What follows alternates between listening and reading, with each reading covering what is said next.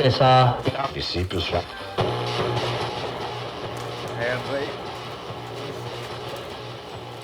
በቃ ሳይነጋ ይሄን መቼም ዘመኑ ያለፈበትን ሬዲዮ የጎረጎርክ ጆሮአችንን ታደነቁራለህ አይደል? አይ አባባ እኛ ቤት ጧሪም ተጧሪም የሚባል ነገር የለም። ሁሌ የምትጨቃጨቁበትን ሬሳ አታጡ ማለት ነው። ይሄ ነው ይሄ ልጅሽ ሰይጣን የሆነ ልጅሽ ነው።